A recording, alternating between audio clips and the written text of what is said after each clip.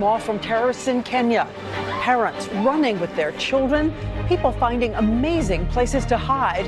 And back here in America, we show you a training tape, how police are preparing to protect the mall near you. Health alert, fighting the flu, a possible breakthrough. What you should ask your doctor in the next visit. And the rant heard round the world, the comedian who struck a nerve, saying it's time to put down that cell phone and reconnect with each other. Okay, I'm getting sad. I gotta get the phone and write hi to like 50 people. From ABC News, World Headquarters, this is ABC World News with Diane Sawyer. And a good evening to all of you on this Monday night. And as we come on the air, an incredible drama is still unfolding at a shopping mall taken over by terrorists in Kenya. It happened in the cosmopolitan city of Nairobi, the kind of mall familiar to all of us, filled with stores and restaurants. Dozens of people have been killed, 1,000 were rescued, many of them children, at the mall for a special event. And tonight we're going to try to answer some big questions. Who are these terrorists and could they target the United States? And where did all those people hide before they escaped? We have team coverage of the mall massacre, and we'll begin with ABC's Lindsay Davis right there on the scene tonight. Lindsay. Moment of terror. Parents clutch their children, running as fast as they could. Those small, scared faces, those frantic hugs. A Saturday shattered by the calculated attack. Explosions rang out. And today, more than 48 hours into the siege, black smoke billowed. I am crouched down, kind of ducking for cover. I'm not sure if you can hear it, but we are hearing some heavy gunfire. Some screams just now. Just if you look over this building right here in the direction of the mall, you can see the dark, billowing smoke in the midst of these periods of intermittent gunfire. The mall is a 300,000 square foot upscale family oasis, as big as many American malls, with 80 stores, a movie theater, supermarket, and food court. Authorities now say as many as 15 members of Al-Shabaab, the Al-Qaeda-affiliated Somali terrorist organization, stormed the building Saturday afternoon, armed with guns and grenades, some dressed as women. Near the main entrance, Arnold Mwagacho was working at a gourmet burger bar when the shooting began. So I thought I was gonna die. I took the blood that I was covered with, I rubbed it on my face, so that when they came there, they see like I'm dead.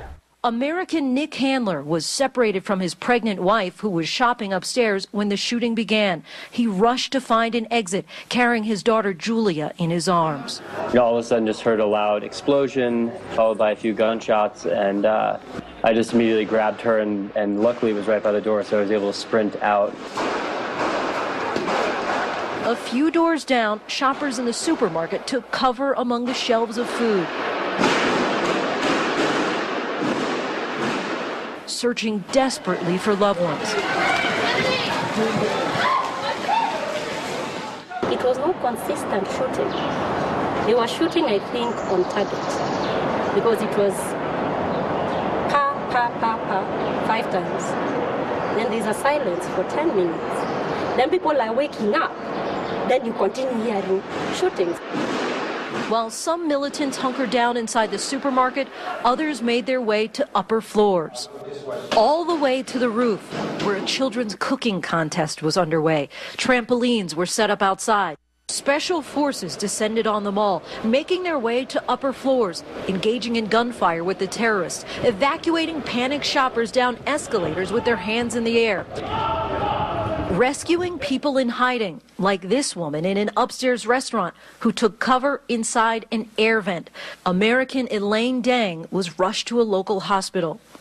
I just got out of surgery. I'm okay. I'm very grateful to be alive. You can still smell the smoke in the air, but Kenyan officials say that the fire has been contained. They have spent a large part of the day clearing the mall, going through every square foot, searching for additional hostages, terrorists, and bodies, Diane. Lindsay Davis covering this story nonstop. Thank you, Lindsay. So who is this terrorist group? And what about the fact that some of its members have ties to America? ABC's chief investigative correspondent Brian Ross on the trail of Al-Shabaab tonight. Brian. That's right, Diane. Al-Shabaab stands for the youth in Arabic, and in less than a decade it has gone from a local Somalia guerrilla group to one of Al-Qaeda's most potent affiliates, with an unsurpassed ability to recruit Americans to its ranks, some 50 of them from some surprising places.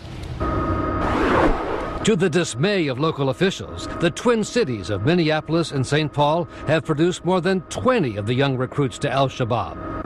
I think it certainly is surprising anytime you find out Middle America has become a hotbed for terrorist recruiting. Officials say most of the Twin Cities recruits come from neighborhoods where thousands of Somali refugees were resettled in the 1990s. And from Minneapolis to San Diego to Maine, prosecutors have charged more than a dozen young Al-Shabaab recruits with supporting terrorism, including some recruited to go to Somalia by a man working as a janitor at a Minneapolis mosque. He's now convicted. The fact of the matter is that they leave with the intention of doing great violence. Community leaders today deplored Al-Shabaab's efforts to target its young men. We call on Muslim youth to shun and reject, to be lured into or recruited by extremist groups like Al-Shabaab. Well, there is no indication now that any of the Americans were involved in the attack on the Kenya Mall. The U.S. recruits, including this one from Minneapolis, have been prominently featured in Al-Shabaab's propaganda videos. If you guys only knew how much fun we have over here, this is the real Disneyland. You need to come here and join us. And of most concern now is that the group's leaders have pledged to take orders from Al-Qaeda and attack U.S. targets. It hasn't happened yet, but they clearly intend to train people, Somali Americans, and send them back to our country.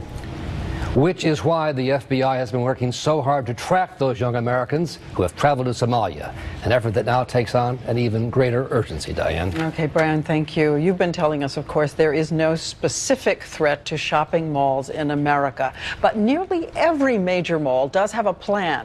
ABC's justice correspondent Pierre Thomas shows us how police are already training for every possibility.